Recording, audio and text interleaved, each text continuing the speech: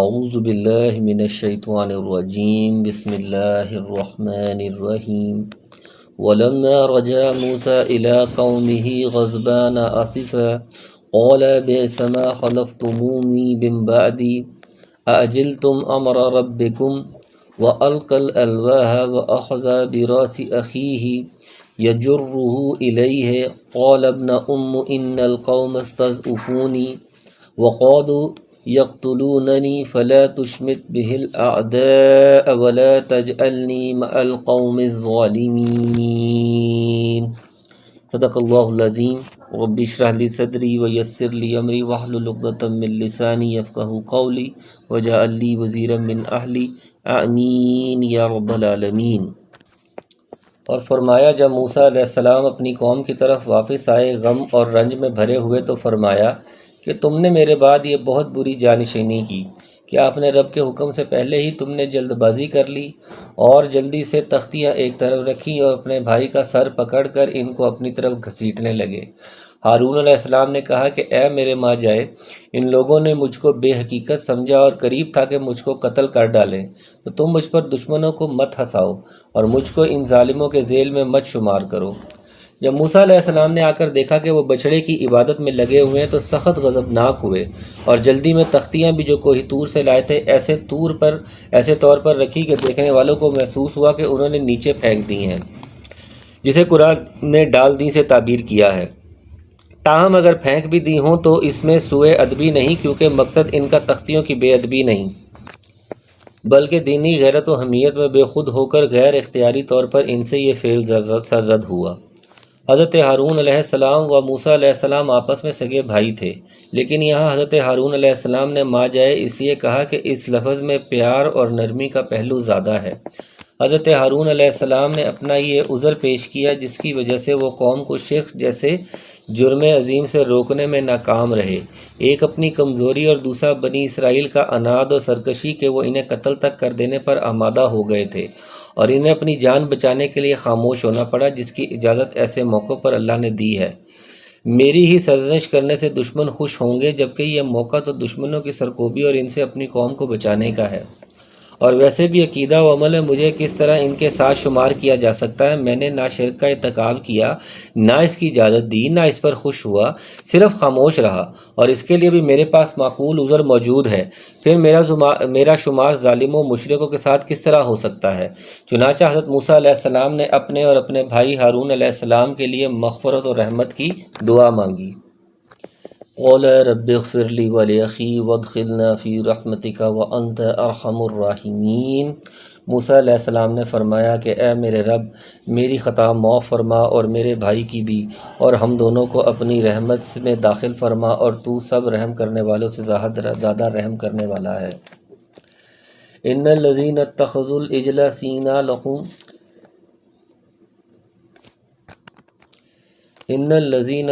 العجل سينالهم غضب من ربهم وذلة في الحياة الدنيا وكذلك نجزي المفترين۔ فرمایا بے شک جن لوگوں نے گوشالہ پرستی کی ہے ان پر بہت جلد ان کے رب کی طرف سے غضب اور ذلت اس دنیاوی زندگی ہی میں پڑے گی، اور ہم افطرا پردازوں کو ایسی ہی سزا دیا کرتے ہیں۔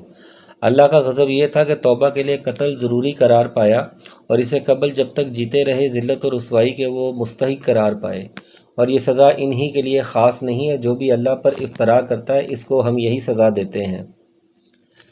والذین عملوا السیئات ثم تابوا من بعدها وآمنوا ان ربک من بعد لغفور رحیم۔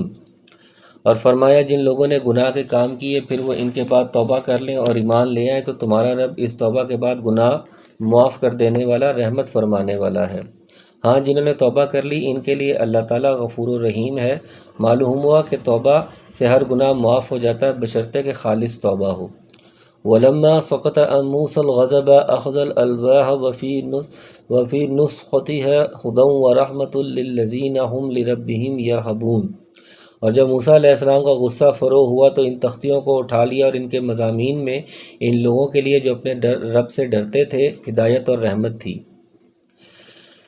نسختہ فعلا کے وزن پر بمانی مفعول ہے، یہ اس اصل کو بھی کہتے ہیں جس سے نقل کیا جائے، نقل شدہ کو بھی نسخہ کہا جاتا ہے۔ یہاں نسخہ سے مراد یا تو وہ اصل الواح ہیں جن پر تورات لکھی گئی تھی، یا اس سے مراد وہ دوسرا نسخہ ہے جو تختیاں زور سے پھینکنے کی وجہ سے ٹوٹ جانے کے بعد اس سے نقل کر کے تیار کیا گیا تھا۔ تاہم صحیح بات پہلی ہی لگتی ہے، کیونکہ آگے چل کر آتا ہے کہ حضرت موسیٰ علیہ السلام نے ان تختیوں کو اٹھا لیا، جس سے معلوم ہوتا ہے کہ تختیاں ٹوٹی نہیں تھیں۔ بہرحال اس کا مرادی مفہوم مضامین ہے جو ترجمہ میں اختیار کیا گیا ہے۔ تورات کو بھی قرآن کریم کی طرح انہی لوگوں کے لیے ہدایت اور رحمت قرار دیا گیا ہے جو اللہ سے ڈرنے والے ہیں، کیونکہ اصل فائدہ آسمانی کتابوں سے ایسے ہی لوگوں کو ہوتا ہے۔ دوسرے لوگ تو چونکہ اپنے کانوں کو حق کے سننے سے، آنکھوں کو حق کے دیکھنے سے بند کیے ہوئے ہوتے ہیں، اس چشمہ فیض سے وہ بالعموم محروم ہی رہتے ہیں۔ واختار موسیٰ قومه 70 رجلا لمیقاتنا فلما أخذتهم الرجفة قال رب لو شئت أهلكتم من قبل وإياي أتهلكنا بما فعل السفهاء منا إن هي إلا فتنتك تضل بها من تشاء وتهدي من تشاء انت ولینا فاغفر لنا وارحمنا وانت خیر الغافرین۔ اور فرمایا موسیٰ علیہ السلام نے 70 آدمی اپنی قوم میں سے ہمارے وقت معین کے لیے منتخب کیے، سو جب ان کو زلزلے نے آ پکڑا تو موسیٰ علیہ السلام عرض کرنے لگے، اے میرے پروردگار، اتہلکنا، اگر تجھ کو یہ منظور ہوتا تو اس سے قبل ہی ان کو اور مجھ کو ہلاک کر دیتا۔ کیا تو ہم میں سے چند بے وقوفوں کی حرکت پر سب کو ہلاک کر دے گا؟ یہ واقعہ محض تیری طرف سے ایک امتحان ہے، ایسے امتحانات سے جس کو تو چاہے گمراہی میں ڈال دے اور جس کو چاہے ہدایت پر قائم رکھے۔ تو ہی تو ہمارا کارساز ہے، بس ہم پر مغفرت اور رحمت فرما، اور تو سب معافی دینے والوں سے زیادہ اچھا ہے۔ ان 70 آدمیوں کی تفصیل اگلے حاشیے میں آ رہی ہے۔ یہاں یہ بتایا گیا ہے کہ حضرت موسیٰ علیہ السلام نے اپنی قوم کے 70 آدمی چنے اور انہیں کوہ طور پر لے گئے، جہاں بطور عذاب انہیں ہلاک کر دیا گیا، جس پر موسیٰ علیہ السلام نے کہا۔ بنی اسرائیل کے یہ 70 آدمی قوم تھے، اس میں مفسرین کا اختلاف ہے۔ ایک رائے یہ ہے کہ جب حضرت موسیٰ علیہ السلام نے تورات کے احکام انہیں سنائے تو انہوں نے کہا، ہم کیسے یقین کر لیں کہ یہ کتاب واقعی اللہ تعالیٰ کی طرف سے ہی نازل شدہ ہے؟ ہم تو جب تک خود اللہ تعالیٰ کو کلام کرتے ہوئے نہ سن لیں اسے نہیں مانیں گے۔ چنانچہ انہوں نے 70 برگزیدہ آدمیوں کا انتخاب کیا اور انہیں کوہ طور پر لے گئے۔ وہاں اللہ تعالیٰ حضرت موسیٰ علیہ السلام سے ہم کلام ہوا جسے ان لوگوں نے بھی سنا، لیکن وہاں انہوں نے ایک نیا مطالبہ کر دیا کہ ہم تو جب تک اللہ کو اپنی آنکھوں سے نہیں دیکھ لیں گے ایمان نہیں لائیں گے۔ دوسری رائے یہ ہے کہ یہ 70 آدمی وہ ہیں جو پوری قوم کی طرف سے بچڑے کی عبادت کے جرم عظیم کی توبہ اور معذرت کے لیے کوہ طور پر لے جائے گئے تھے۔ وہاں جا کر انہوں نے اللہ کو دیکھنے کی خواہش ظاہر کی۔ تیسری رائے یہ ہے کہ یہ 70 آدمی وہ ہیں کہ جنہوں نے بنی اسرائیل کو بچڑے کی عبادت کرتے ہوئے دیکھا لیکن انہیں اس سے منع نہیں کیا۔ ایک چوتھی رائے یہ ہے کہ یہ 70 آدمی وہ ہیں جنہیں اللہ کے حکم سے کوہ طور پر لے جانے کے لیے چنا گیا تھا۔ وہاں جا کر انہوں نے اللہ سے دعائیں کی، جن میں ایک دعا یہ بھی تھی کہ یا اللہ ہمیں تو وہ کچھ عطا فرما جو اس سے قبل تو نے کسی کو عطا نہیں کیا اور نہ آئندہ وہ کسی کو عطا کرنا۔ اللہ تعالیٰ کو یہ دعا پسند نہیں آئی جس پر وہ زلزلے کے ذریعے سے ہلاک کر دیے گئے۔ زیادہ مفسرین دوسری رائے کے قائل ہیں اور انہوں نے وہی واقعہ قرار دیا ہے جس کا ذکر سورہ بقرہ آیت نمبر 56 میں آیا ہے، جہاں ان پر صاعقہ یعنی بجلی کی کڑک سے موت وارد ہونے کا ذکر ہے، اور یہاں رجفتن زلزلے سے موت کا ذکر ہے۔ اس کی توجیہ میں کہا گیا ہے کہ ممکن ہے دونوں ہی عذاب آئے ہوں، اور اوپر سے بجلی کی کڑک اور نیچے سے زلزلہ۔ بہرحال حضرت موسیٰ علیہ السلام کی اس دعا و التجا کے بعد کہ اگر ان کو ہلاک ہی کرنا تھا تو ان سے قبل اس وقت ہلاک کرتا جب یہ بچڑے کی عبادت میں مصروف تھے، اللہ تعالیٰ نے انہیں زندہ فرما دیا۔ وَاكْتُبْ لَنَا فِي هَٰذِهِ الدُّنْيَا حَسَنَةً وَفِي الْآخِرَةِ إِنَّا هُدْنَا إِلَيْكَ قَالَ عَذَابِي أُصِيبُ بِهِ مَنْ أَشَاءُ وَرَحْمَتِي وَسِعَتْ كُلَّ شَيْءٍ فَسَأَكْتُبُهَا لِلَّذِينَ يَتَّقُونَ وَيُؤْتُونَ الزَّكَاةَ وَالَّذِينَ هُمْ بِآيَاتِنَا يُؤْمِنُونَ۔ اور فرمایا ہم لوگوں کے نام دنیا میں بھی نیک حالی لکھ دے اور آخرت میں بھی ہم تیری طرف رجوع کرتے ہیں، یعنی توبہ کرتے ہیں۔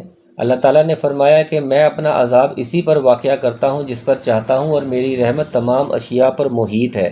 یہ اس کی وسعت رحمت ہی ہے کہ دنیا میں صالح و فاسق اور مومن و کافر دونوں ہی اس کی رحمت سے فیض یاب ہو رہے ہیں۔ حدیث میں آتا ہے کہ اللہ تعالیٰ کی رحمت کے 100 حصے ہیں، یہ اس کی رحمت کا ایک حصہ ہے کہ جس سے ایک مخلوق ایک دوسرے پر رحم کرتی ہے اور وحشی جانور اپنے بچوں پر شفقت کرتے ہیں، اور اس نے اپنی رحمت کے 99 حصے اپنے پاس رکھے ہوئے ہیں۔ تو وہ رحمت ان لوگوں کے نام ضرور لکھوں گا جو اللہ سے ڈرتے ہیں اور زکوٰۃ دیتے ہیں اور جو ہماری آیات پر ایمان لاتے ہیں۔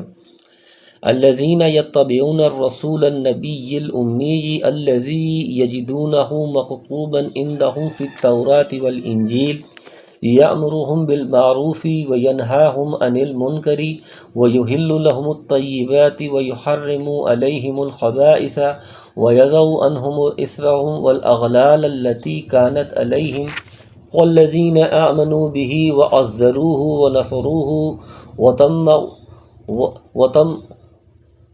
وَاتَّبَعُوا النُّورَ الَّذِي أُنزِلَ مَعَهُ أُولَئِكَ هُمُ الْمُفْلِحُونَ۔ فرمایا جو لوگ ایسے رسول نبی امی کا اتباع کرتے ہیں جن کو وہ لوگ اپنے پاس تورات و انجیل میں لکھا ہوا پاتے ہیں۔ یہ آیت بھی اس امر کی وضاحت کے لیے نص قطعی کی حیثیت رکھتی ہے کہ رسالت محمدیہ پر ایمان لائے بغیر نجات اخروی ممکن نہیں، اور ایمان وہی معتبر ہے جس کی تفصیلات محمد رسول اللہ صلی اللہ علیہ وسلم نے بیان فرمائی ہیں۔ اس آیت سے بھی تصور وحدت ادیان کی جڑ کٹ جاتی ہے۔ وہ ان کو نیک باتوں کا حکم فرماتے ہیں اور بری باتوں سے منع فرماتے ہیں۔ معروف وہ ہے جسے شریعت نے اچھا اور منکر وہ ہے جسے شریعت نے برا قرار دیا ہے، اور پاکیزہ چیزوں کو حلال بتاتے ہیں اور گندی چیزوں کو ان پر حرام فرماتے ہیں، اور ان لوگوں پر جو بوجھ اور توق تھے ان کو دور کرتے ہیں۔ یہ بوجھ اور توق وہ ہیں جو پچھلی شریعت میں تھے، مثلا نفس کے بدلے نفس کا قتل ضروری تھا، دیت یا معافی نہیں تھی، یا جس کپڑے کو نجاست لگ جاتی اس کا قطع کرنا ضروری تھا۔ شریعت اسلامیہ نے اسے صرف دھونے کا حکم دیا، جس طرح قصاص میں دیت اور معافی کی بھی اجازت دی وغیرہ، اور آپ صلی اللہ علیہ وسلم نے بھی فرمایا کہ مجھے آسان دین حنیفی کے ساتھ بھیجا گیا، مسند احمد۔ لیکن افسوس اس امت نے اپنی طور پر رسوم و رواج کے بہت سے بوجھ اپنے اوپر لاد لیے ہیں اور جاہلیت کے طوق زیب و گلو کر لیے ہیں، جن سے شادی اور مرگ دونوں عذاب بن گئے ہیں۔ ہداہ اللہ تعالی۔ تو جو لوگ اس نبی پر ایمان لاتے ہیں اور ان کی حمایت کرتے ہیں اور ان کی مدد کرتے ہیں اور اس نور کا اتباع کرتے ہیں جو ان کے ساتھ بھیجا گیا، ایسے لوگ پوری فلاح پانے والے ہیں۔ ان آخری الفاظ سے بھی یہی بات واضح ہوتی ہے کہ کامیاب وہی لوگ ہوں گے جو حضرت محمد مصطفیٰ صلی اللہ علیہ وسلم پر ایمان لانے والے اور ان کی پیروی کرنے والے ہوں گے۔ جو رسالت محمدیہ پر ایمان نہیں لائیں گے وہ کامیاب نہیں، خاسر اور ناکام ہوں گے۔ علاوہ ازیں کامیابی سے مراد بھی آخرت کی کامیابی ہے۔ یہ ممکن ہے کہ کوئی قوم رسالت محمدیہ پر ایمان نہ رکھتی اور اسے دنیاوی خوشحالی اور فراوانی حاصل ہو، جس طرح اس وقت مغربی اور یورپی اور دیگر بعض قوموں کا حال ہے کہ وہ عیسائی یا یہودی یا کافر و مشرک ہونے کے باوجود مادی ترقی اور خوشحالی میں ممتاز ہیں، لیکن ان کی یہ ترقی عارضی و بطور امتحان و استدراج ہے، یہ ان کی اخروی کامیابی کی ضمانت یا علامت نہیں۔ اسی طرح وَتَطْمَعُوا النُّورَ الَّذِي أُنزِلَ مَعَهُ سے یہ بات واضح ہو جاتی ہے کہ المائدہ کی یہ آیت 15 میں نور سے مراد قرآن مجید ہی ہے، جیسا وہاں بھی وضاحت کی گئی تھی، کیونکہ جو نور آپ کے ساتھ نازل کیا گیا ہے وہ قرآن مجید ہی ہے، اس لیے اس نور سے خود نبی کریم صلی اللہ علیہ وسلم کی ذات مراد نہیں ہے۔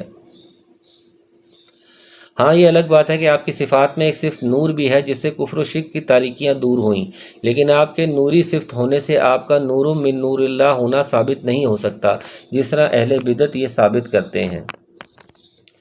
قُلْ يَا أَيُّهَا النَّاسُ إِنِّي رَسُولُ اللَّهِ إِلَيْكُمْ جَمِيعًا الَّذِي لَهُ مُلْكُ السَّمَاوَاتِ وَالْأَرْضِ لَا إِلَٰهَ إِلَّا هُوَ يُحْيِي وَيُمِيتُ فآمنوا باللہ ورسولہ النبی الأمی الذی یؤمن باللہ وکلماتہ واتبعوہ لعلکم تہتدون۔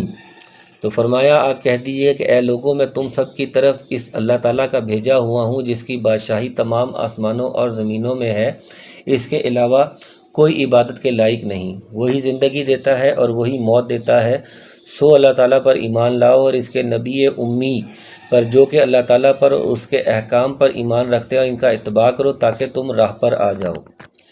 یہ آیت بھی رسالت محمدیہ کی عالمگیر رسالت کے اسبات میں بالکل واضح ہے۔ اس میں اللہ تعالیٰ نے نبی کریم صلی اللہ علیہ وسلم کو حکم دیا کہ آپ صلی اللہ علیہ وسلم کہہ دیجیے کہ اے کائنات کے انسانوں، میں سب کی طرف اللہ کا رسول بنا کر بھیجا گیا ہوں۔ یوں آپ صلی اللہ علیہ وسلم پوری بنی نوع انسانی کے نجات دہندہ اور رسول ہیں۔ اب نجات اور ہدایت نہ عیسائیت میں ہے، نہ یہودیت میں، نہ کسی اور مذہب میں۔ نجات اور ہدایت اگر ہے تو صرف اسلام کے اپنانے اور اسے اختیار کرنے میں ہے۔ عیسائیت میں اور اس سے پہلی آیت میں بھی آپ صلی اللہ علیہ وسلم کو النبی الامی کہا گیا ہے۔ یہ آپ کی ایک خاص صفت ہے۔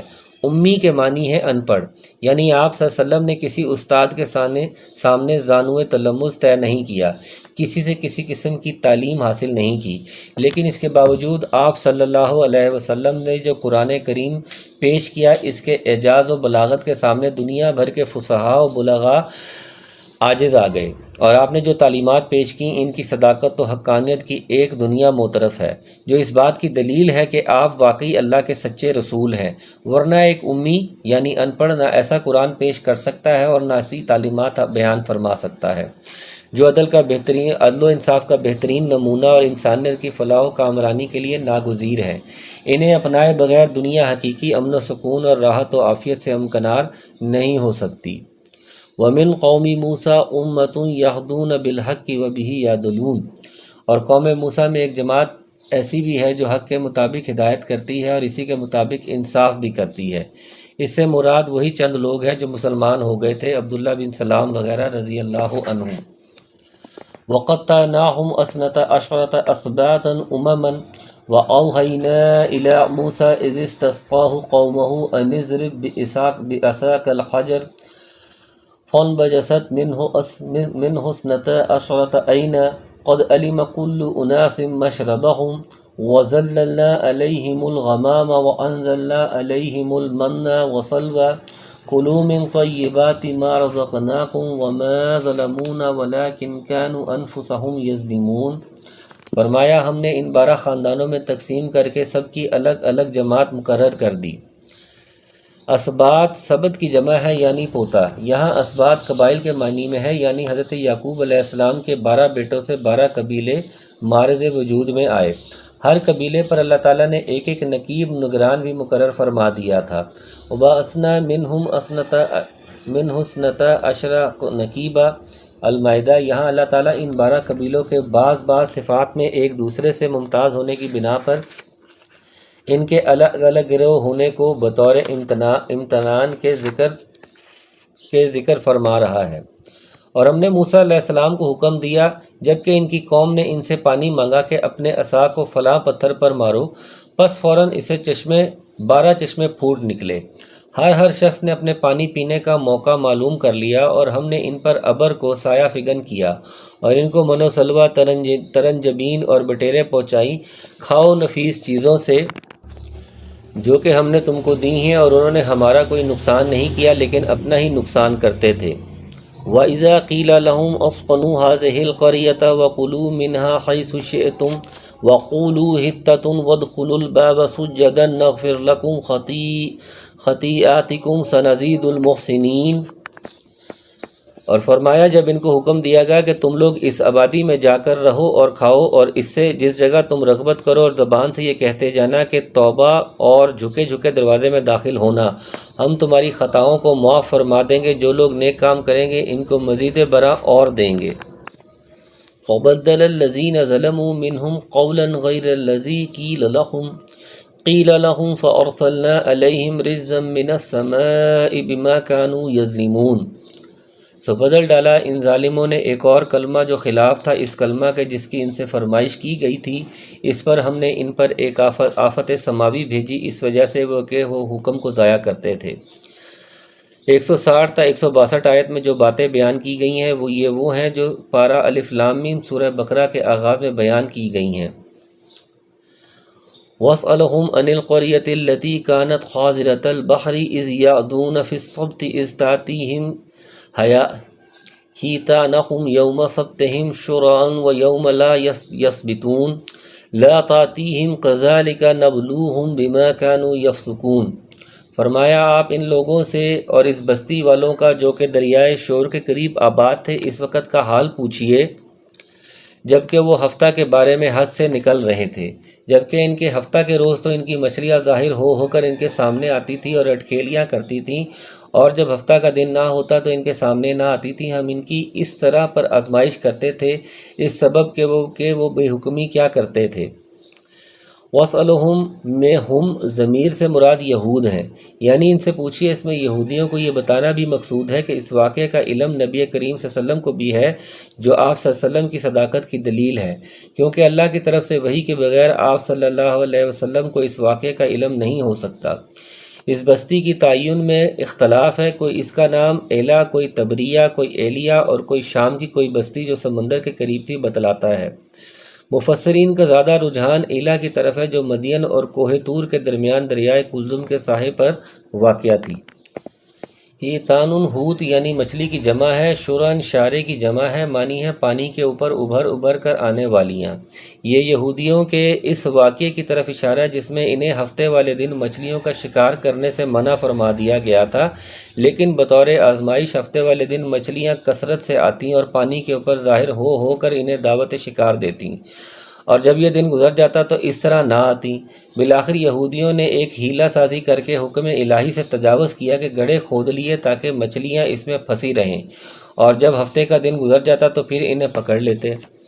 وَإِذْ قَالَتْ أُمَّةٌ مِّنْهُمْ لِمَ تَعِظُونَ قَوْمًا اللَّهُ مُهْلِكُهُمْ أَوْ مُعَذِّبُهُمْ عَذَابًا شَدِيدًا قَالُوا مَعْذِرَةً إِلَىٰ رَبِّكُمْ وَلَعَلَّهُمْ يَتَّقُونَ۔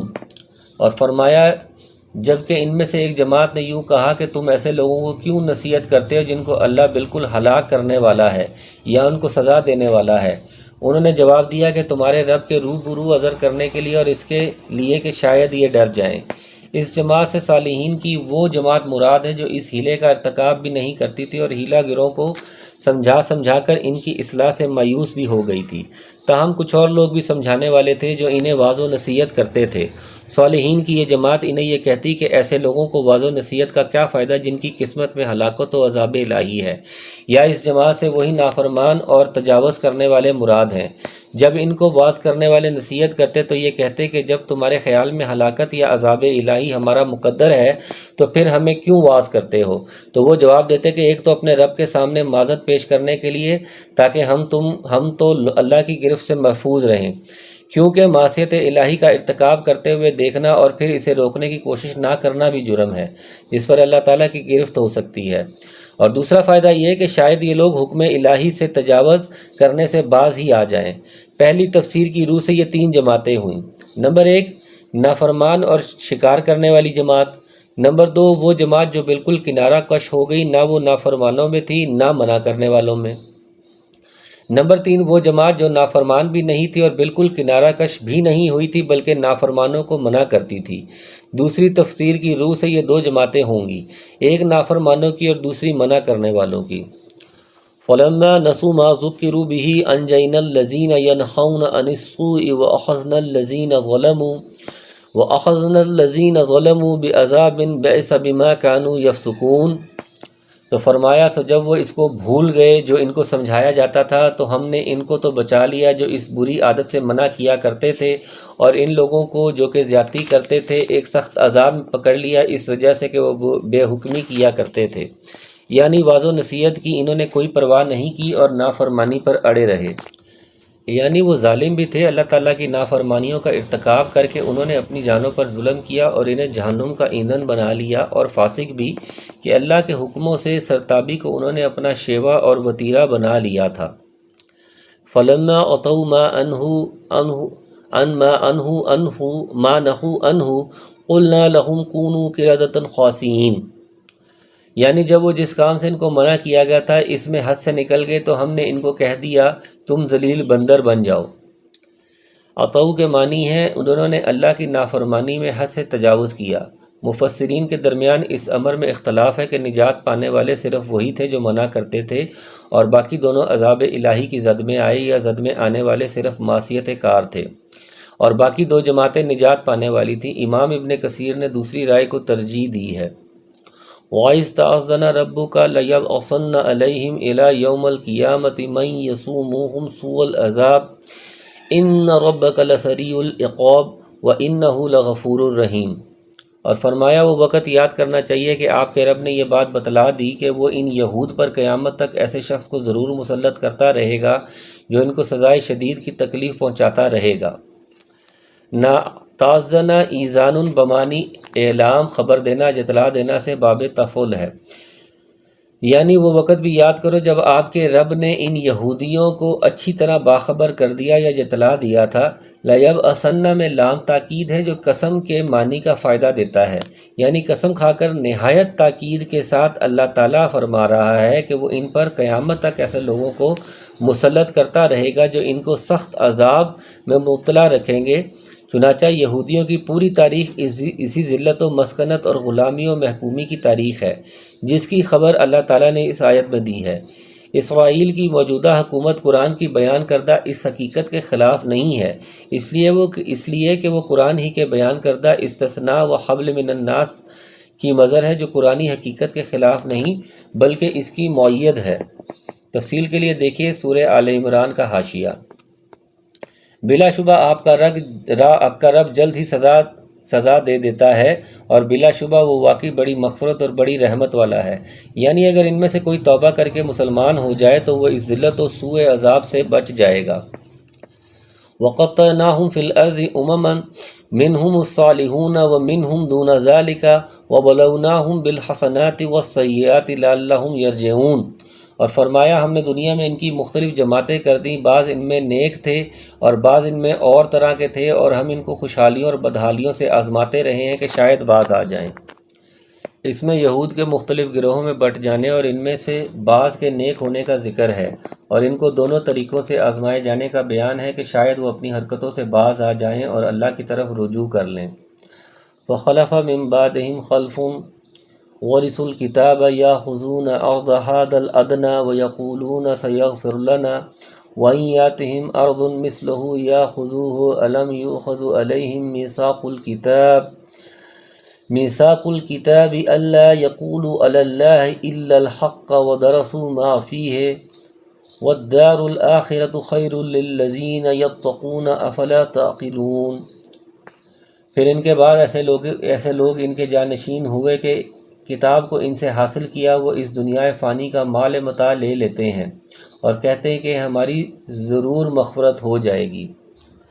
ادنا دنو قریب سے ماخوذ ہے، یعنی قریب کا مال حاصل کرتے ہیں جس سے دنیا مراد ہے۔ یہ دنا سے ماخوذ ہے جس سے مراد حقیق اور گرا پڑا مال ہے، مطلب دونوں سے ان کے دنیا کے مال و متاع کے حرص کی وضاحت ہے۔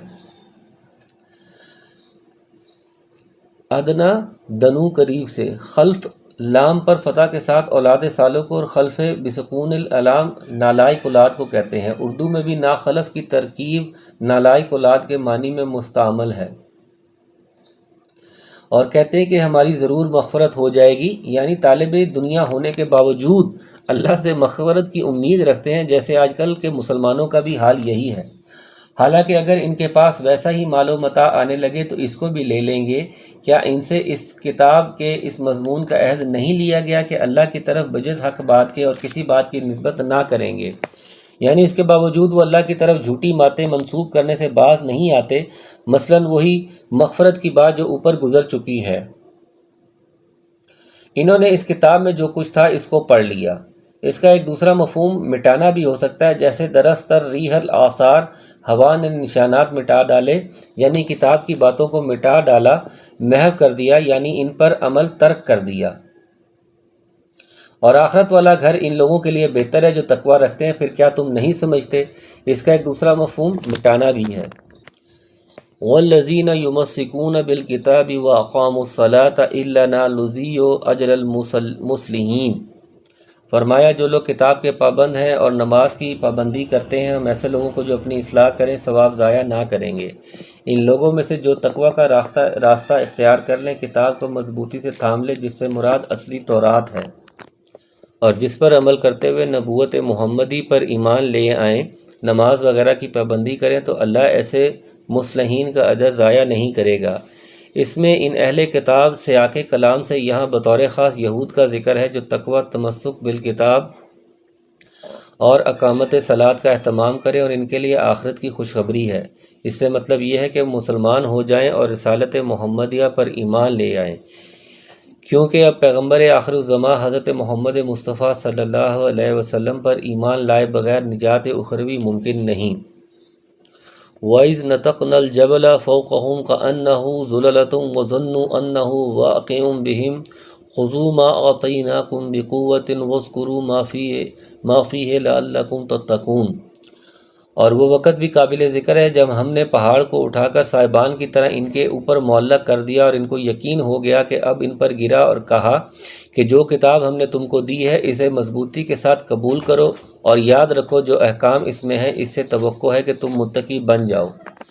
یہ اس وقت کا واقعہ ہے کہ جب موسیٰ علیہ السلام ان کے پاس تورات لائے اور اس کے احکام ان کو سنائے تو انہوں نے پھر حسب عادت ان پر عمل کرنے سے انکار و اعراض کیا، جس پر اللہ تعالیٰ نے ان پر پہاڑ کو بلند کر دیا کہ تم پر گرا کر تمہیں کچل دیا جائے گا، جس سے ڈرتے ہوئے انہوں نے تورات پر عمل کرنے کا عہد کیا۔ بعض کہتے ہیں کہ رفع جبل کا یہ واقعہ ان کے مطالبے پر پیش آیا جب انہوں نے کہا کہ ہم تورات پر عمل اس وقت کریں گے جب اللہ تعالیٰ پہاڑ کو ہمارے اوپر بلند کر کے دکھائے، لیکن پہلی بات زیادہ صحیح معلوم ہوتی ہے، واللہ عالم۔ یہاں مطلق پہاڑ کا ذکر ہے، لیکن اس سے قبل سورہ بقرہ آیت نمبر 63 اور آیت نمبر 93 دو جگہ اس واقعہ کا ذکر آیا ہے، وہاں اس کا نام صراحت کے ساتھ کوہ طور بتلایا گیا ہے۔ وَإِذْ أَخَذَ رَبُّكَ مِن بَنِي آدَمَ مِن ظُهُورِهِمْ ذُرِّيَّتَهُمْ وَأَشْهَدُهُمْ عَلَىٰ أَنفُسِهِمْ أَلَسْتُ بِرَبِّكُمْ قَالُوا بَلَىٰ شَهِدْنَا أَن تَقُولُوا يَوْمَ الْقِيَامَةِ إِنَّا كُنَّا عَنْ هَٰذَا غَافِلِينَ۔ تو فرمایا جب آپ کے رب نے اولاد آدم کی پشت سے ان کی اولاد کو نکالا اور ان سے انہی کے متعلق اقرار لیا کہ کیا میں تمہارا رب نہیں ہوں، سب نے جواب دیا کیوں نہیں، ہم سب گواہ بنتے ہیں، تاکہ تم لوگ قیامت کے روز یوں نہ کہو کہ ہم تو اس سے محض بے خبر تھے۔ یہ عہد الست کہلاتا ہے جو الست بربکم سے بنی ہوئی ترکیب ہے۔ یہ عہد حضرت آدم علیہ السلام کی تخلیق کے بعد ان کی پشت سے ہونے والی تمام اولاد سے لیا گیا۔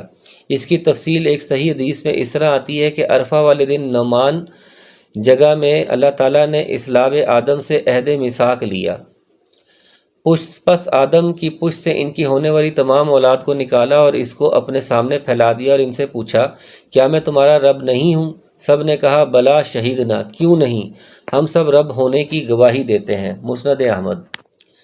امام شوکانی اس حدیث کی بابت لکھتے ہیں کہ اس کی سند میں کوئی تان نہیں، نیز امام شوکانی فرماتے ہیں یہ عالم زر کہلاتا ہے، اس کی یہی تفسیر صحیح اور حق ہے، جس سے عدول اور کسی اور مفہوم کی طرف جانا صحیح نہیں ہے، کیونکہ یہ مرفوع حدیث اور آثار صحابہ سے ثابت ہے اور اسے مجاز پر بھی محمول کرنا جائز نہیں ہے۔ بہرحال اللہ کی ربوبیت کی یہ گواہی ہر انسان کی فطرت میں بدیہت ہے۔ اسی مفہوم کو رسول اللہ صلی اللہ علیہ وسلم نے اس طرح بیان فرمایا ہے کہ ہر بچہ فطرت پر پیدا ہوتا ہے، پس اس کے ماں باپ اس کو یہودی یا نصرانی یا مجوسی بنا دیتے ہیں۔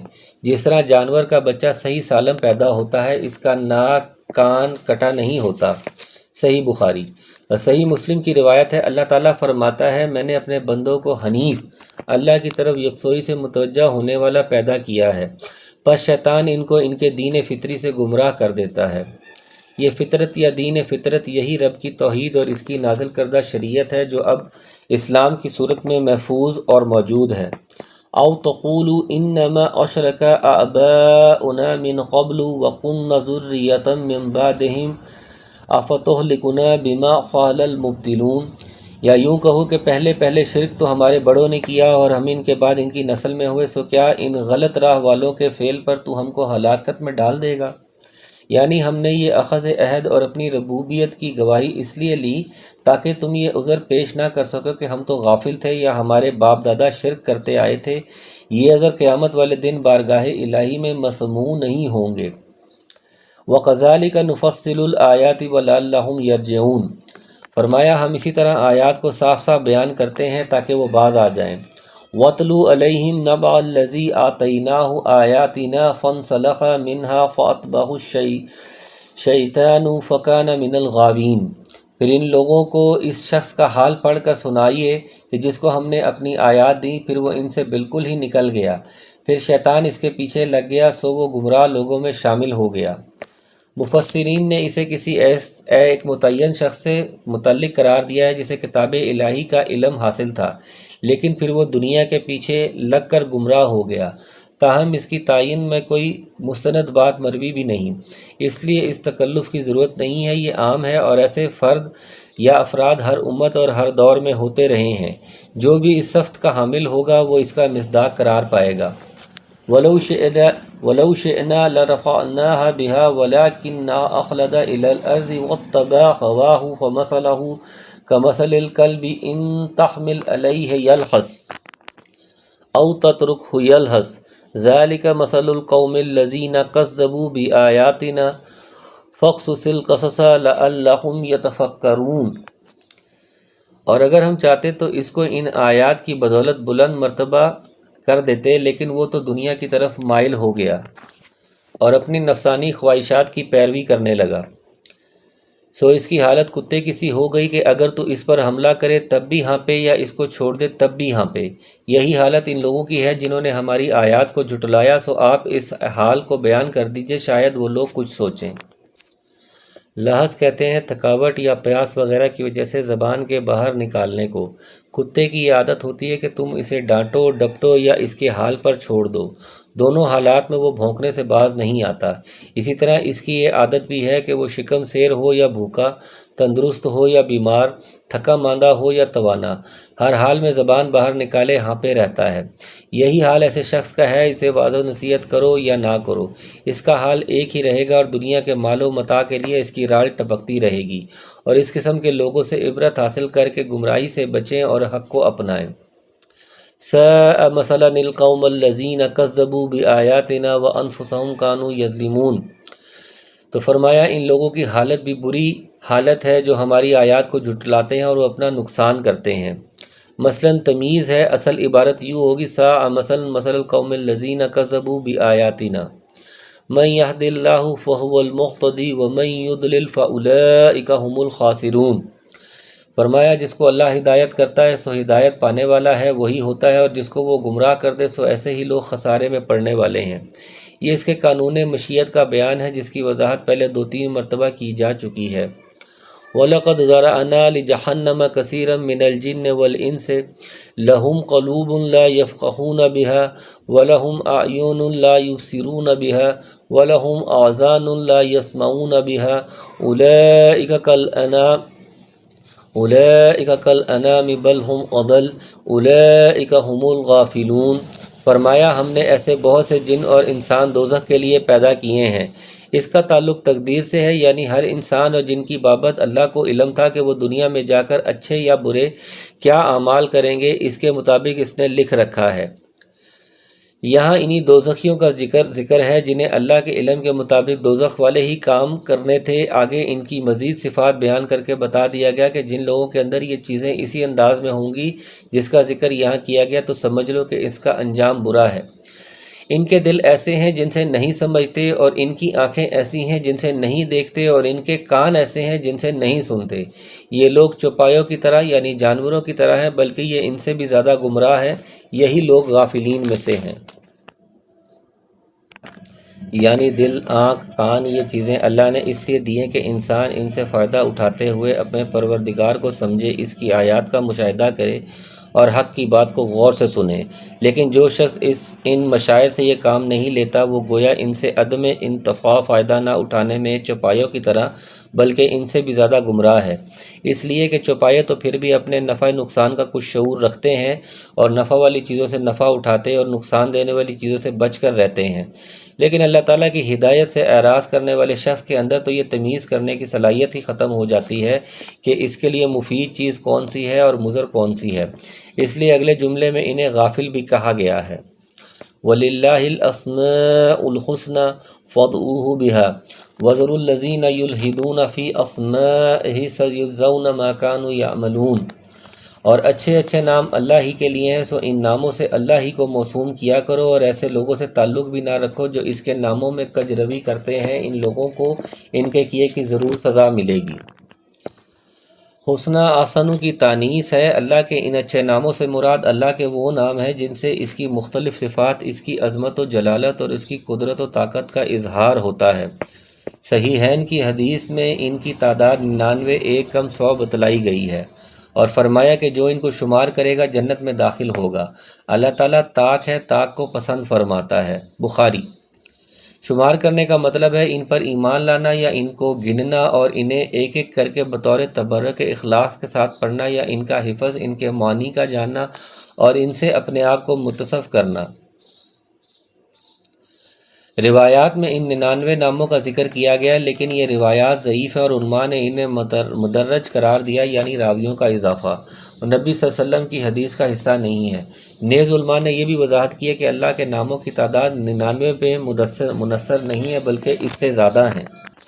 وَذَرُوا الَّذِينَ يُلْحِدُونَ فِي أَسْمَائِهِ، یعنی الحاد کے معنی ہے کسی ایک طرف مائل ہونا، اسی سے لحد ہے جو اس قبر کو کہا جاتا ہے جو ایک طرف بنائی جاتی ہے۔ دین میں الحاد اختیار کرنے کا مطلب کجروی اور گمراہی اختیار کرنا ہے۔ اللہ تعالیٰ کے ناموں میں الحاد کجروی کی 3 صورتیں ہیں۔ نمبر 1، اللہ تعالیٰ کے ناموں میں تبدیلی کر دی جائے، جیسے مشرکین نے کیا، مثلا اللہ کے ذاتی نام سے اپنے ایک بت کا نام لات اور اس کے صفاتی ناموں عزیز سے عزا بنا لیا۔ نمبر 2، یا اللہ کے ناموں میں اپنی طرف سے اضافے کر لینا جس کا حکم اللہ نے نہیں دیا۔ نمبر 3، یا اس کے ناموں میں کمی کر دی جائے، مثلا اسے کسی ایک ہی مخصوص نام سے پکارا جائے اور دوسرے صفاتی ناموں سے پکارنے کو برا سمجھا جائے۔ اللہ کے ناموں میں الحاد کی ایک صورت یہ بھی ہے کہ ان میں تعویل یا تعطیل یا تشبیہ سے کام لیا جائے، جس طرح معتزلہ، معتقہ اور مشتبہ وغیرہ گمراہ فرقوں کا طریقہ رہا ہے۔ اللہ تعالیٰ نے حکم دیا کہ ان سب سے بچ کر رہو۔ وَمِمَّنْ خَلَقْنَا أُمَّةٌ يَهْدُونَ بِالْحَقِّ وَبِهِ يَعْدِلُونَ، اور فرمایا ہماری مخلوق میں ایک جماعت ایسی بھی ہے جو حق کے موافق ہدایت کرتی ہے اور اس کے موافق انصاف بھی کرتی ہے۔ وَالَّذِينَ كَذَّبُوا بِآيَاتِنَا سَنَسْتَدْرِجُهُم مِّنْ حَيْثُ لَا يَعْلَمُونَ، اور فرمایا جو لوگ ہماری آیات کو جھٹلاتے ہیں ہم ان کو بتدریج گرفت میں لیے جا رہے ہیں، اس طور پر کہ ان کو خبر بھی نہیں۔ وَأُمْلِي لَهُمْ إِنَّ كَيْدِي مَتِينٌ، اور ان کو مہلت دیتا ہوں، بے شک میری تدبیر بڑی مضبوط ہے۔ یہ وہی استدراج و امہال ہے جو بطور امتحان اللہ تعالیٰ افراد اور قوموں کو دیتا ہے، پھر جب اس کی مشیت مواخذہ کرنے کی ہوتی ہے تو کوئی اس سے بچانے پر قادر نہیں ہو سکتا، کیونکہ اس کی تدبیر بڑی مضبوط ہے۔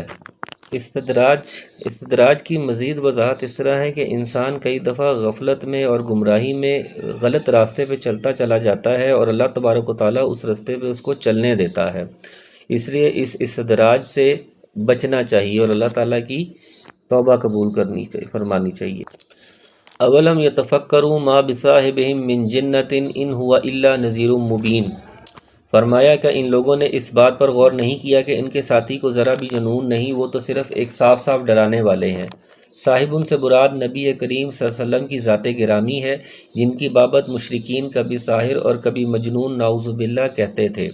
اللہ تعالیٰ نے فرمایا کہ تمہارے عدم تفکر کا نتیجہ ہے، وہ تو ہمارے پیغمبر ہیں جو ہمارے احکامات پہنچانے والے اور ان سے غفلت و اعراض کرنے والوں کو ڈرانے والے ہیں۔ اولم ينظروا في ملکوت السماوات والارض وما خلق اللہ من شیء وان عسى ان يكون قد اقترب اجلهم فبأي حدیث بعدہ یؤمنون، تو فرمایا کیا ان لوگوں نے غور نہیں کیا کہ آسمانوں اور زمین کے عالم میں اور دوسری چیزوں میں جو اللہ نے پیدا کی ہیں، اور اس بابت میں کہ ممکن ہے کہ ان کی اجل قریب ہی آ پہنچی ہو۔ مطلب یہ ہے کہ ان چیزوں پر بھی اگر یہ غور کریں تو یقیناً یہ اللہ پر ایمان لے آئیں، اس کے رسول کی تصدیق اور اس کی اطاعت اختیار کر لیں، اور جو اللہ کے شریک بنا رکھے ہیں انہیں چھوڑ دیں، اور اس بات سے ڈریں کہ انہیں موت اس حال میں آ جائے کہ وہ کفر پر قائم ہوں۔ پھر قرآن کریم کے بعد کون سی بات پر یہ لوگ ایمان لائیں گے؟ حدیث سے مراد یہاں قرآن کریم ہے یا نبی صلی اللہ علیہ وسلم کے انذار و تحدید، اور قرآن کریم کے بعد بھی اگر یہ ایمان نہ لائیں تو ان سے بڑھ کر انہیں ڈرانے والی چیز اور کیا ہوگی جو اللہ کی طرف سے نازل ہو اور پھر یہ اس پر ایمان لائیں۔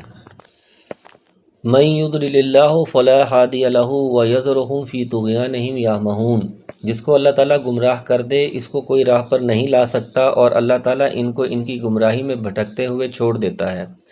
یسألونک عن الساعۃ ایان مرساها قل انما علمها عند ربی لا يجليها لوقتها إلا هو ثقلت في السماوات والأرض لا تأتيكم إلا بغتة يسألونك كأنك حفي عنها قل إنما علمها عند الله ولكن أكثر الناس لا يعلمون۔ فرمایا یہ لوگ آپ سے قیامت کے متعلق سوال کرتے ہیں کہ اس کا وقوع کب ہوگا۔ آپ فرما دیجئے کہ اس کا علم صرف میرے رب ہی کے پاس ہے، اس کے وقت پر اس کو سوا اللہ کے کوئی اور ظاہر نہ کرے گا۔ وہ آسمانوں اور زمین میں بڑا بھاری حادثہ ہوگا، وہ تم پر محض اچانک آ پڑے گی۔ وہ آپ سے اس طرح پوچھتے ہیں جیسے گویا آپ اس کی تحقیقات کر چکے ہیں۔ آپ فرما دیجئے کہ اس کا علم خاص اللہ ہی کے پاس ہے، لیکن اکثر لوگ نہیں جانتے۔ ساعہ کے معنی گھڑی، لمحہ یا پل کے ہیں۔ قیامت کو ساعہ اس لیے کہا گیا کہ یہ اچانک اس طرح آ جائے گی کہ پل بھر میں ساری کائنات درم برم ہو جائے گی، یا صورت حساب کے اعتبار سے قیامت کی گھڑی کو ساعہ سے تعبیر کیا گیا ہے۔ عرصہ یرسی کے معنی اثبات و وقوع کے ہیں، یعنی کب یہ قیامت ثابت یا واقعہ ہوگی، یعنی اس کا یقینی علم نہ کسی فرشتے کو ہے نہ کسی نبی کو، اللہ کے سوا اس کا علم کسی کے پاس نہیں، وہی اس کو اپنے وقت پر ظاہر فرمائے گا۔ اس کے ایک دوسرے معنی ہے اس کا علم آسمان اور زمین والوں پر بھاری ہے، کیونکہ وہ مخفی اور مخفی چیز دلوں پر بھاری ہوتی ہے۔ حفیون کہتے ہیں پیچھے پڑ کر سوال کرنے اور تحقیق کرنے والے کو، یعنی یہ آپ صلی اللہ علیہ وسلم کے قیامت کے بارے میں اس طرح سوال کرتے ہیں کہ گویا آپ نے رب کے پیچھے پڑ کر اس کی بابت ضروری علم حاصل کر رکھا ہے۔ قُلْ لَا أَمْلِكُ لِنَفْسِي نَفْعًا وَلَا ضَرًّا إِلَّا مَا شَاءَ اللَّهُ وَلَوْ كُنْتُ أَعْلَمُ الْغَيْبَ لَاسْتَكْثَرْتُ مِنَ الْخَيْرِ وَمَا مَسَّنِيَ السُّوءُ إِنْ أَنَا إِلَّا نَذِيرٌ وَبَشِيرٌ لِقَوْمٍ يُؤْمِنُونَ۔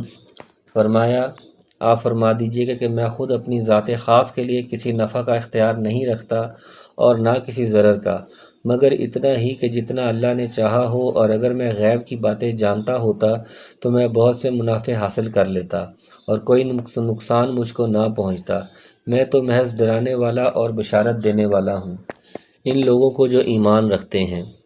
یہ آیت مبارکہ اس بات میں کتنی واضح ہے کہ نبی صلی اللہ علیہ وسلم عالم الغیب نہیں۔ عالم الغیب صرف اللہ تبارک و تعالیٰ کی ذات مبارکہ ہے، لیکن ظلم اور جہالت کی انتہا ہے کہ اس کے باوجود اہل بدعت آپ صلی اللہ علیہ وسلم کو عالم الغیب باور کراتے ہیں، حالانکہ بعض جنگوں میں آپ کے دندار مبارک بھی شہید ہوئے، آپ صلی اللہ علیہ وسلم کا چہرہ مبارک بھی زخمی ہوا، اور آپ صلی اللہ علیہ وسلم نے فرمایا کہ یہ قوم کیسے فلاح یاب ہوگی جس نے ابھی اپنے نبی کے سر کو زخمی کر دیا۔ کتب حدیث میں یہ واقعات بھی اور ذیل کے واقعات بھی درج ہیں۔ حضرت عائشہ رضی اللہ عنہا پر تہمت لگی تو آپ پورا 1 مہینہ سخت مضطرب اور نہایت پریشان رہے۔ ایک یہودی عورت نے آپ کی دعوت کی اور کھانے میں زہر ملا دیا، جسے آپ نے بھی تناول فرمایا اور صحابہ نے بھی، حتیٰ کہ بعض صحابہ تو کھانے کے زہر سے ہلاک ہی ہو گئے، اور خود نبی صلی اللہ علیہ وسلم عمر بھر اس زہر کے اثرات محسوس فرماتے رہے۔ یہ اور اس قسم کے متعدد واقعات ہیں جن سے واضح ہے کہ آپ کو عدم علم کی وجہ سے تکلیف پہنچی، نقصان اٹھانا پڑا، جس سے قرآن کی بیان کردہ حقیقت کا اثبات ہوتا ہے کہ اگر میں غیب جانتا ہوتا تو مجھے کوئی مضرت نہ پہنچتی۔ هو الذی خلقکم من نفس واحدۃ وجعل منها زوجها لیسکن الیہا فلما تغشاها حملت حملا خفیفا فمرت به فلما اثقلت دعوا اللہ ربهما لئن آتیتنا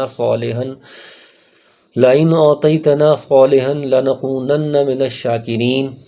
تو فرمایا وہ اللہ تعالیٰ ایسا ہے جس نے تم کو ایک تن واحد سے پیدا کیا، ابتدا یعنی حضرت آدم علیہ السلام سے، اسی لیے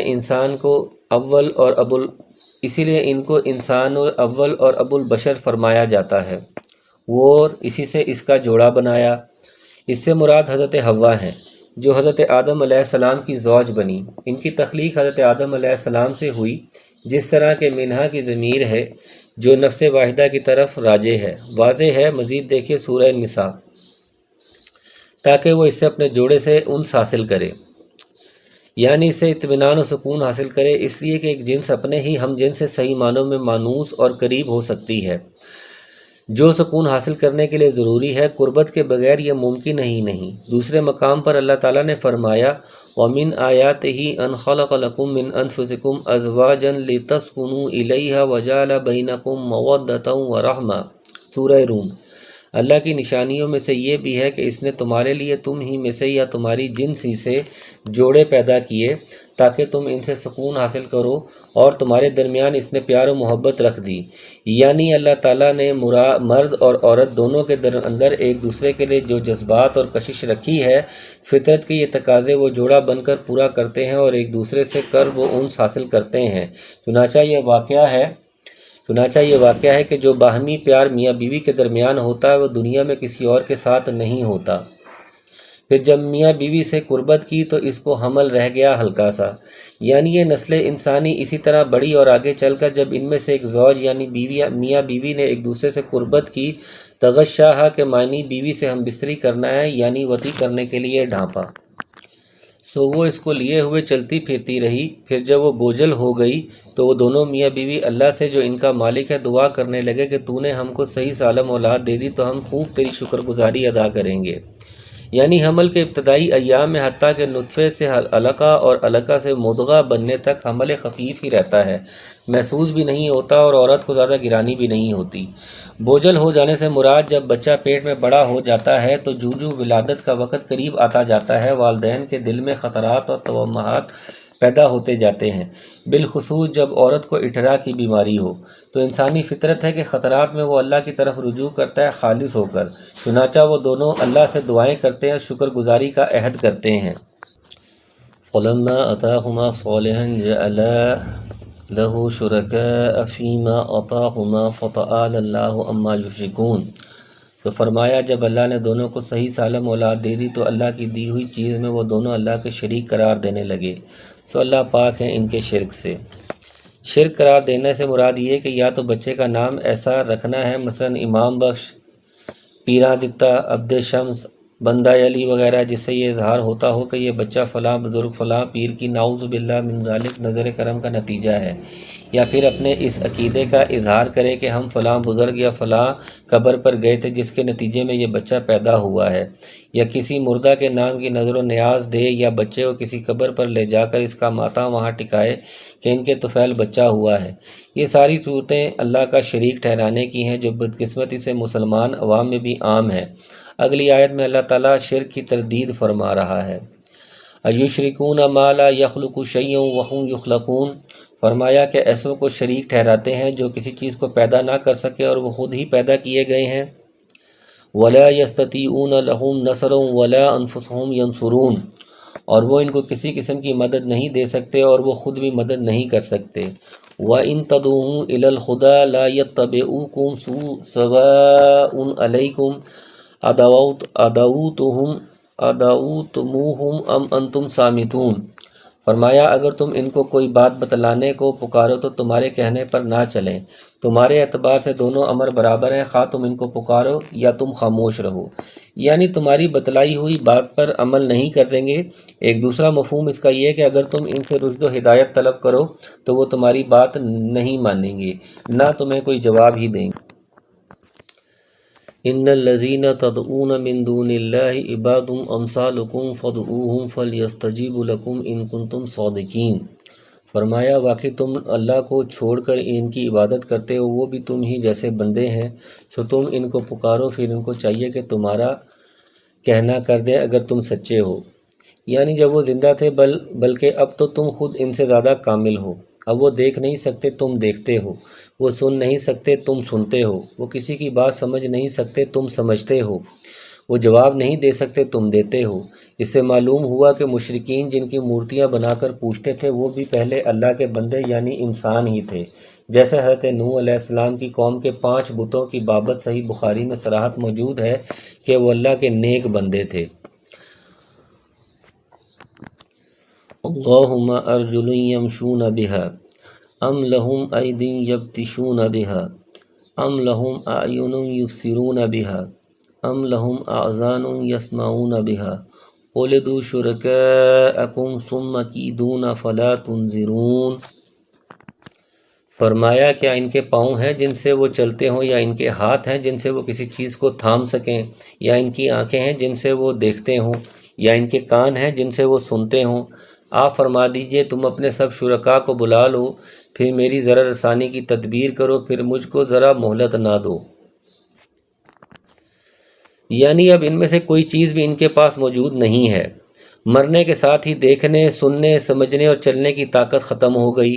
اب ان کی طرف منسوب یا تو پتھر یا لکڑی کی خود تراشیدہ مورتیاں ہیں، یا گنبد، قبے اور آستانے ہیں جو ان کی قبروں پر بنا لیے گئے ہیں، اور یوں استخواں فروشی کا کاروبار فروغ پذیر ہے۔ بقول اگرچہ پیر ہے آدم، جواں ہے لات و منات، یعنی اگر تم اپنے دعوے میں سچے ہو کہ یہ تمہارے مددگار ہیں تو ان سے کہو کہ میرے خلاف تدبیر کریں۔ ان ولی اللہ الذی نزل الکتاب وہو یتولی الصالحین، فرمایا یقیناً میرا مددگار اللہ تعالیٰ ہے جس نے یہ کتاب نازل فرمائی اور وہ نیک بندوں کی مدد کرتا ہے۔ والذین تدعون من دونہ لا یستطیعون نصرکم ولا انفسہم ینصرون، فرمایا تم جن لوگوں کی اللہ کو چھوڑ کر عبادت کرتے ہو وہ تمہاری کچھ مدد نہیں کر سکتے اور نہ وہ اپنی مدد کر سکتے ہیں۔ جو اپنی مدد آپ کرنے پر قادر نہ ہوں وہ بھلا دوسروں کی مدد کیا کریں گے؟ جو خود محتاج ہوئے دوسرے کا، بھلا اس سے مدد کا مانگنا کیا؟ وَإِن تَدْعُوهُمْ إِلَى الْهُدَى لَا يَسْمَعُوا وَتَرَاهُمْ يَنْظُرُونَ إِلَيْكَ وَهُمْ لَا يُبْصِرُونَ، اور ان کو اگر کوئی بات بتلانے کو پکارو تو اس کو نہ سنیں، اور ان کو آپ دیکھتے ہیں کہ گویا وہ آپ کو دیکھ رہے ہیں اور وہ کچھ بھی نہیں دیکھتے۔ اس کا وہی مفہوم ہے جو آیت نمبر 193 کا ہے۔ خُذِ الْعَفْوَ وَأْمُرْ بِالْعُرْفِ وَأَعْرِضْ عَنِ الْجَاهِلِينَ، فرمایا آپ درگزر کو اختیار کریں، نیک کام کی تعلیم دیں اور جاہلوں سے کنارہ ہو جائیں۔ بعض علماء نے اس کے معنی کیے ہیں خُذْ مَا عَفَا لَكَ مِنْ أَمْوَالِهِمْ أَيِّ مَا فَضَلَ، یعنی جو ضرورت سے زائد مال ہو وہ لے لو، اور یہ زکوٰۃ کی فرضیت سے قبل کا حکم ہے، لیکن دوسرے مفسرین نے اس سے اخلاقی ہدایت یعنی عفو و درگزر مراد لیا ہے۔ امام ابن جریر اور امام بخاری وغیرہ نے اسی کو ترجیح دی ہے۔ چنانچہ امام بخاری نے اس کی تفسیر میں حضرت عمر تعالیٰ عنہ کا ایک واقعہ نقل کیا ہے کہ عینیہ بن حسن حضرت عمر تعالیٰ عنہ کی خدمت میں حاضر ہوئے اور آ کر ان پر تنقید کرنے لگے کہ آپ ہمیں نہ پوری عطا دیتے ہیں اور نہ ہمارے درمیان انصاف کرتے ہیں، جس پر حضرت عمر تعالیٰ عنہ غضبناک ہوئے۔ یہ صورتحال دیکھ کر حضرت عمر تعالیٰ عنہ کے مشیر حر بن قیس نے جو عینیہ کے بھتیجے تھے حضرت عمر تعالیٰ عنہ سے کہا کہ اللہ تعالیٰ نے اپنے نبی صلی اللہ علیہ وسلم کو حکم دیا ہے خُذِ الْعَفْوَ وَأْمُرْ بِالْعُرْفِ وَأَعْرِضْ عَنِ الْجَاهِلِينَ، درگزر کو اختیار کیجیے اور نیکی کا حکم دیجیے اور جاہلوں سے اعراض کیجیے، اور یہ بھی جاہلوں میں سے ہیں، جس پر حضرت عمر تعالیٰ عنہ نے درگزر فرمایا۔ وَكَانَ وَقَافًا عِنْدَ كِتَابِ اللَّهِ، اور حضرت عمر تعالیٰ عنہ کی کتاب کا حکم سن کر فوراً گردن خم کر دینے والے تھے۔